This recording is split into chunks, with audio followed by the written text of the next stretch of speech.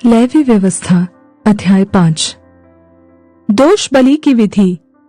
यदि कोई साक्षी होकर ऐसा पाप करे कि शपथ खिलाकर पूछने पर भी कि क्या तूने यह सुना अथवा जानता है, और वह बात प्रकट न करे, तो उसको अपने अधर्म का भार उठाना पड़ेगा।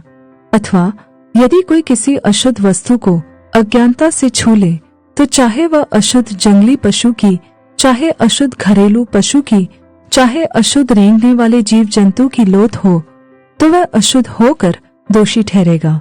अथवा यदि कोई मनुष्य किसी अशुद्ध वस्तु को अज्ञानता से छू ले, चाहे वह अशुद्ध वस्तु किसी भी प्रकार की क्यों न हो, जिससे लोग अशुद्ध हो जाते हैं, तो जब वह उस बात को जान लेगा तब वह दोषी ठहरेगा।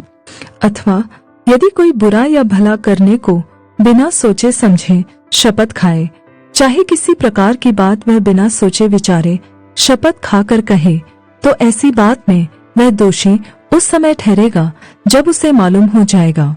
और जब वह इन बातों में से किसी भी बात में दोषी हो, तब जिस विषय में उसने पाप किया हो वह उसको मान ले, और वह यहोवा के सामने अपना दोष बलि ले आए, अर्थात उस पाप के कारण वह एक मादा भेड़ या बकरी पाप बलि करने के लिए ले आए। तब याजक उस पाप के विषय उसके लिए प्रायश्चित करे। पर यदि उसे भेड़ या बकरी देने की सामर्थ्य न हो, तो अपने पाप के कारण 2 पिंडुक या कबूतरी के 2 बच्चे दोष बलि चढ़ाने के लिए यहोवा के पास ले आए। उनमें से एक तो पाप बलि के लिए और दूसरा होम बलि के लिए।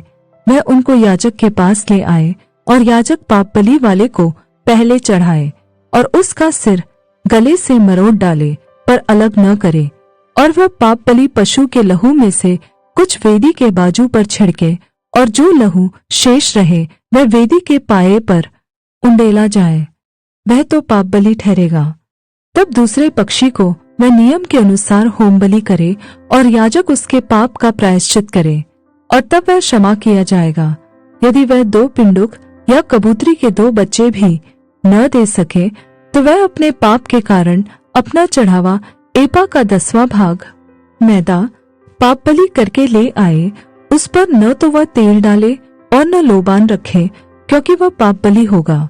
वह उसको याजक के पास ले जाए, और याजक उसमें से अपनी मुट्ठी भर स्मरण दिलाने वाला भाग जानकर वेदी पर यहोवा के हवनों के ऊपर जलाए, वह तो पाप बलि ठहरेगा।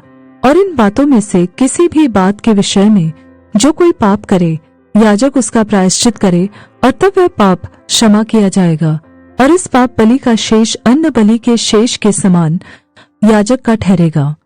फिर यहोवा ने मूसा से कहा, यदि कोई यहोवा की पवित्र की हुई वस्तुओं के विषय में भूल से विश्वासघात करे और पापी ठहरे, तो वह यहोवा के पास एक निर्दोष मेढ़ा दोष बलि के लिए ले आए। उसका दाम पवित्र स्थान के शेकेल के अनुसार उतने ही शेकेल चांदी का हो जितना याजक ठहराए। और जिस पवित्र वस्तु के विषय उसने पाप किया हो, उसमें वह 5वां भाग और बढ़ाकर याजक को दे, और याजक दोष बलि का मेढ़ा चढ़ाकर उसके लिए प्रायश्चित करे, तब उसका पाप क्षमा किया जाएगा। यदि कोई ऐसा पाप करे कि उन कामों में से जिन्हें यहोवा ने मना किया है किसी काम को करे, तो चाहे वह उसके अनजाने में हुआ हो, तो भी वह दोषी ठहरेगा, और उसको अपने अधर्म का भार उठाना पड़ेगा। इसलिए वह एक निर्दोष मेढ़ा दोष बलि करके याजक के पास ले आए। वह उतने दाम का हो जितना याजक ठहराए, और याजक उसके लिए उसकी उस भूल का जो उसने अनजाने में की हो प्रायश्चित करे, और वह क्षमा किया जाएगा।